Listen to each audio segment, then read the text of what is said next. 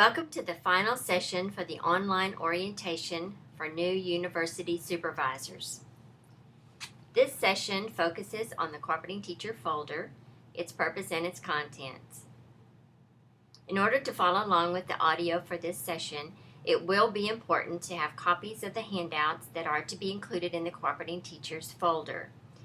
There is a list under Session 5 on the TLAC Supervisor Training webpage. Pause now if you need to assemble these handouts.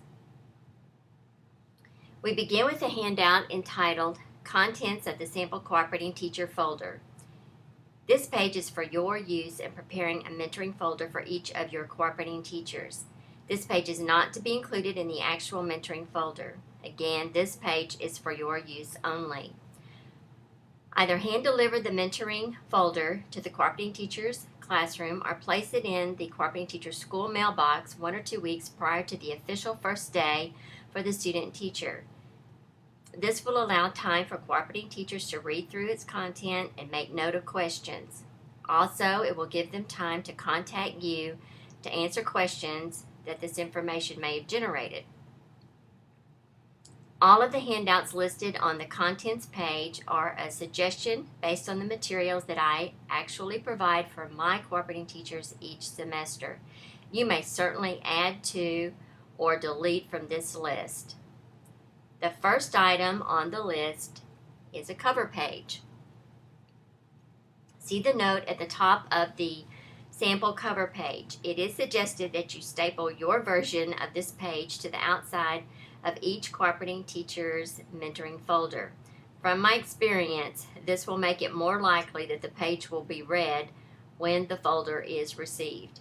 I repeat, on this page, as with every page in this session, you are to use it as an example only. In other words, you are empowered to compose your own informational pages based off of these sample pages. Next on the list is the actual first page inside the mentoring folder. It is a welcome memo. It is suggested that you compose a welcome memo similar to this one, introducing yourself and/or explaining general information about the student teaching semester. Be sure to emphasize the importance of written feedback from the incorporating teacher in your memo. Note the third paragraph where it says that written feedback from the cooperating teacher is a vital part of the student teaching semester, and 2 options are listed. You may add more options, of course. Next on the list is a weekly plan of action for cooperating teachers.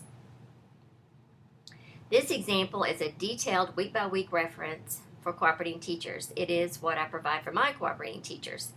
For you personally, I think reading through this weekly plan of action for cooperating teachers will help reinforce all the information that you've been hearing about in the previous audio sessions.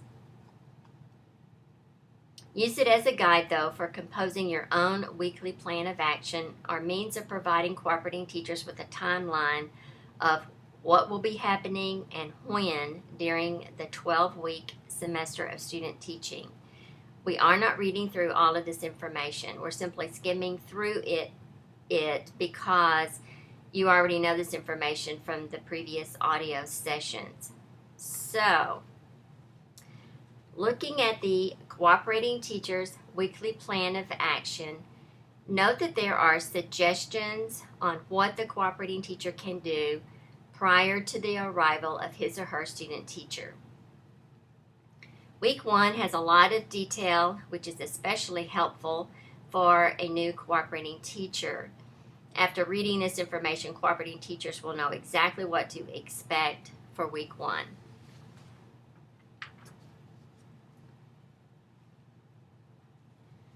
The details continue with week 2. Note the options for written feedback, and there are 4 numbered items underneath this bullets, and you just want to be very specific with the options. And then notice the last bullet, which is a reminder that severe problems are to be reported to the university supervisor immediately. Weeks 3 and 4 discuss the first round of observations. Weeks 5 and 6 emphasize the second observation as well as other miscellaneous details. Week 7 focuses on the midpoint conference. Under weeks 8 and 9, there's information on the second environment. Weeks 10 and 11 discuss the fourth and final observation. Week 12 focuses on the final conference. The last bullet emphasizes the important last step for the cooperating teacher.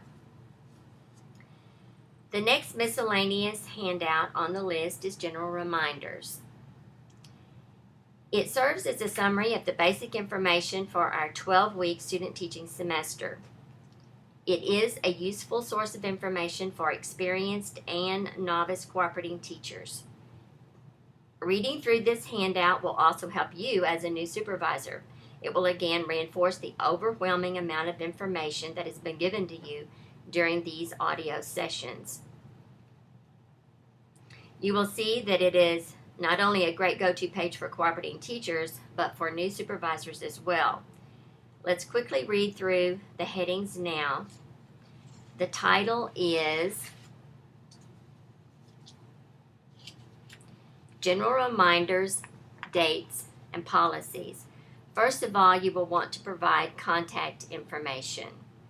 And then the following topics are addressed: the Student Teaching Handbook, the start date and orientation seminar, the ending date for student teachers, the lesson planning seminar, arrival and departure time, full responsibility as it relates to the pacing schedule, the student teaching notebook, professional responsibilities, career fair, comp day, substitution policy.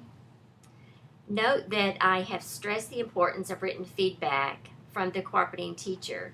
I've written that it serves to validate a positive experience, but also provides written documentation on problems should that be the case. I've suggested that the cooperating teacher give as much written feedback as he or she wishes, but it is suggested that the cooperating teacher critique at least one lesson a week or summarize in writing the strengths and weaknesses of his or her student teacher at least once a week.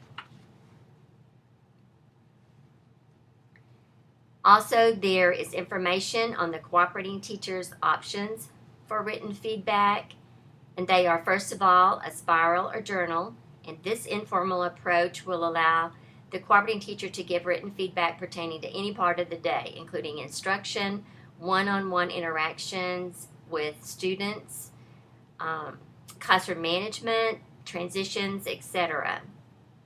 The second bullet, another option is to give written documentation in a more formal format. And for this, there are various forms available to the cooperating teacher at the link provided.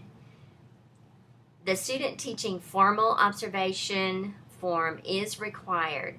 And using this form, the cooperating teachers will complete at least one observation prior to the midpoint conference and at least one other observation between the midpoint and final conference. Be sure to remind the cooperating teachers that, or the cooperating teacher, that he or she is evaluating the student teacher as compared to other student teachers and not experienced classroom teachers. Observations by the university supervisor is addressed, and also there is information on the midpoint and final conference.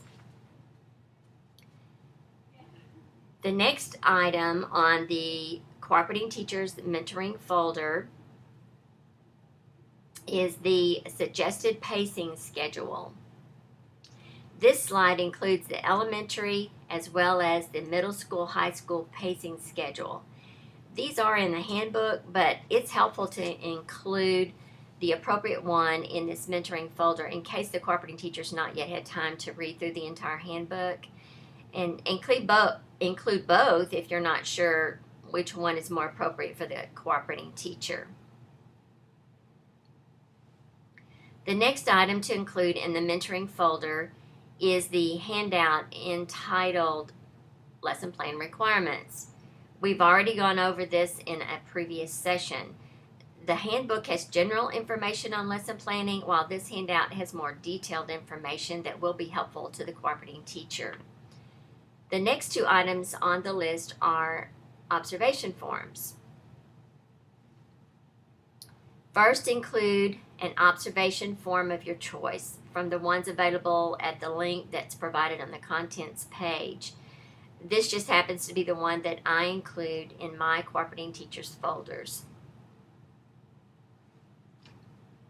Also include a hard copy of the formal observation form. It's found in the handbook on page 16.